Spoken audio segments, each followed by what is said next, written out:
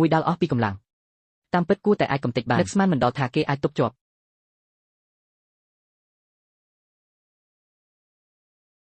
អាហាមិនក៏អាចទៅរួចពិតជាចាញ់មែនខ្ញុំត្រូវបានគេវាយឲ្យដកថយស្អីគេមែនហើយតើគេលួចបន្លំមែនទេហើយស៊ីនតើអញចង់ឈោមមើលដល់ពេលណាទៀតឬមួយចាំដល់គេស្លាប់រឹងមាំទើបមកកំចាត់ពួកយើងម្នាក់ម្ដងមែនទេកុំលាក់សមត្ថភាពទៀតអីអ្វីដែលមិត្តបាយនិយាយគឺត្រឹមត្រូវហើយមេនីកៃបិសាចត្រូវតែកំចាត់ចោលវ៉ាវនេះក៏មិនអន់ដែររត់លឿនដល់ហើយមែនទេពិតជាចំណាយអស់ច្រើនមែនច្បាស់ជាអាចឈ្នះគេមិនខាន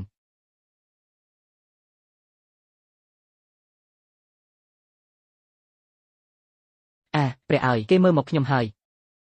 ម៉ែឲ្យវិញ្ញាណខ្ញុំដឹងថាមេនីកៃខ្លាំងណាស់ប៉ុន្តែក្នុងស្ថានភាពបែបនេះវានឹងមិនរើឡើងវិញទេក្នុងពេលឆាប់គេទើបតែដឹងខ្លួនក៏ប្រយុទ្ធជាប់គ្នាជាច្រើនដងឥឡូវថែមទាំងត្រូវប្រឈមមុខនឹងមេបឋមទាំងពីរទៀតលើកនេះតើគេអាចទ្រាំទ្របានទៀតទេអាសត្វចង្រៃហ៊ានបង្ខំឲ្យពួកយើងទាំងពីររួមដៃគ្នាផងមែនទេនឹងធ្វើឲ្យអញ្ញូលីទាំងរូបទាំងវិញ្ញាណ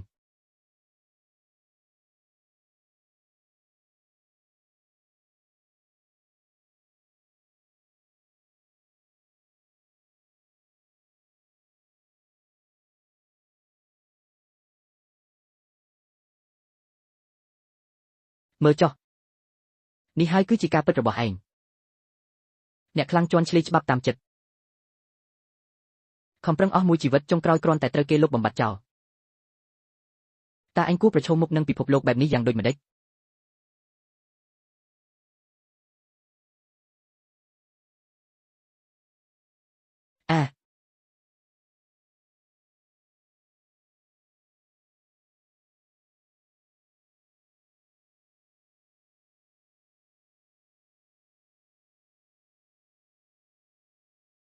ទេ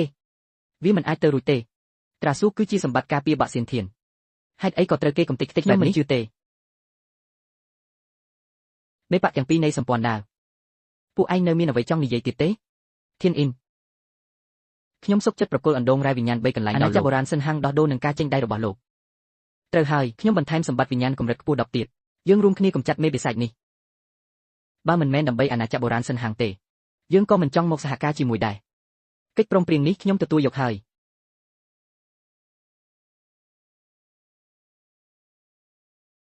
វ៉ាអធិរាជិនីវិញ្ញាណបិសាចចិត្តនឹងចេញដែរហើយឮថាកម្រិតបណ្ដុះធននាងខ្ពស់ជាងចាស់ពីលទាំងពីរនោះបូកបញ្ចូលគ្នាទៅទៀតលើកនេះលោកម្ចាស់គ្រូនៅតែអាចទប់ជាប់ទេបើថ្ងៃនេះមិនកម្ចាត់មេបិសាចនេះទេ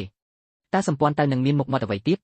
ប្រមូលផ្ដុំធម្មពលវិញ្ញាណទាំងអស់រៀបចំមហាសម្ព័ន្ធទេវតាអធិរាជសិស្សសម្ព័ន្ធទៅចូលប្រចាំការក្នុងជួរ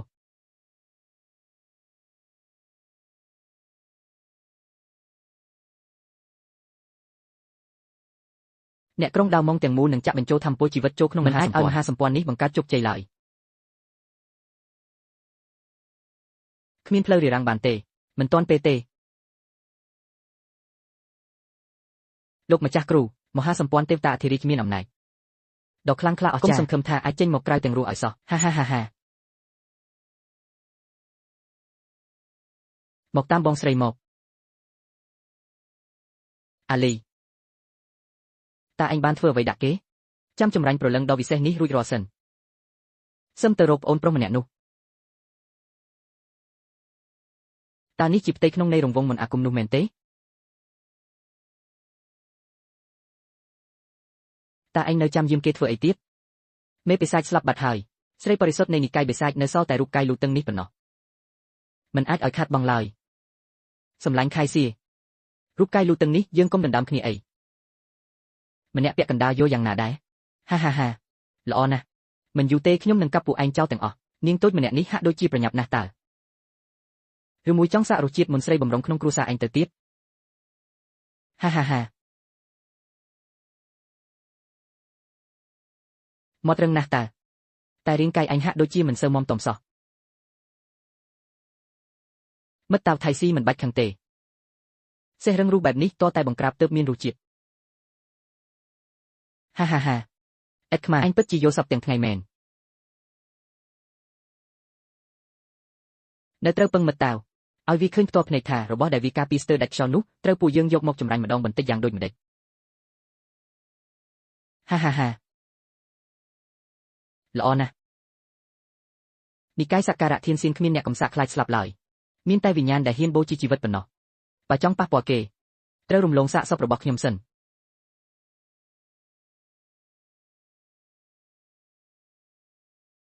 សូមអញ្ជើញចូលមកអូយមិត្តតៃស៊ឺកុំគួរសំអីហេតុអ្វីបានជាកម្រើកមិនរួចបែបនេះខ្ញុំក៏មិនដឹងដែរសម្ពាធអំណាចនេះគួរឲ្យខ្លាចណាស់តើគឺជាអ្នកណា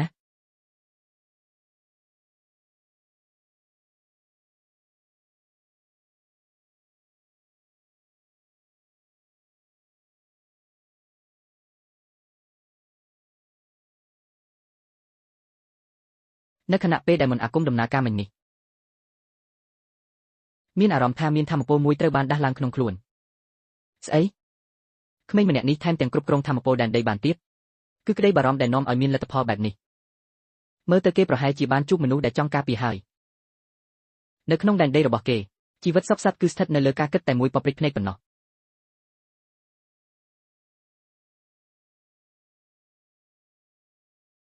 ត្រឡប់មកវិញហើយមានរឿងអីហ្នឹងមិនក៏គេត្រឡប់មកវិញបានគ្នាមើលចុះមិនបិសាចត្រឡប់មកបែបនេះទៅវិញតើគេមិនមែនជាប់ក្នុងសមរភូមិទេវតាទេអីជាប់ក្នុងនោះហើយតើចេញមកតាំងពីពេលណាជាប់ហើយលើកនេះងាប់ច្បាស់ណាស់តើគេចេញមកបានយ៉ាងម៉េចកុំស្លន់ស្លោអីមុនអាគមមើលទេវតានៅយ៉ាងច្រើនបង្ខាំងគេមួយសន្ទុះទៀតពិតមែនហើយយ៉ាងណាក៏គេមានតែម្នាក់ឯងដែរមិនអាចធ្វើបាបប្រជារាស្ត្រសម្ព័ន្ធធរយើងបានទេលោកគ្រូបេឆែនតែងតែនិយាយថាអ្វីដែលហៅថាផ្លូវសុចរិតតែងតែធ្វើរឿងបែបអសិលធម៌ត្រង់ដោយពួកបិសាចផងតាមពិតគឺជាមេបិសាចស្រហានដល់ស្លាប់គុំសង្ឃឹមថាអាចចេញពីមហាអរិយមើលទេវតានេះទាំងមានជីវិតឲ្យសោះ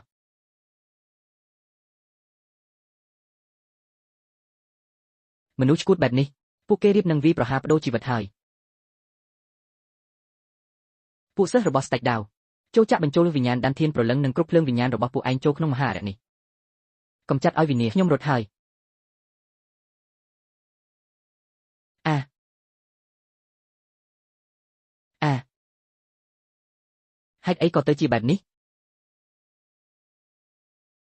ហេតុអីក៏ទៅជាបែបនេះម៉ាក់ចុះបែបនេះត្រូវធ្វើម៉េចទៅ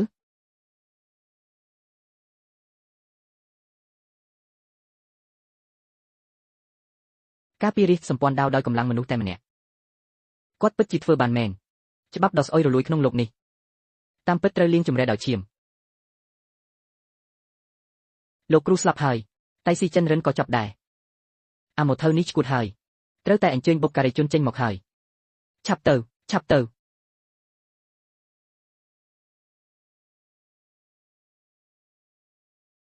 ចាំខ្ញុំផង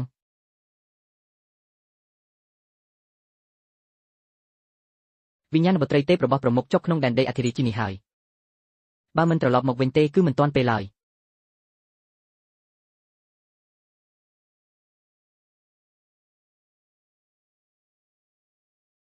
មកនេះមកនៅទីនេះ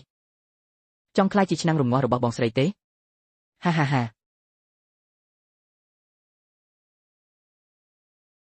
ប្អូនប្រុសតូចទីនេះស្អាតទេ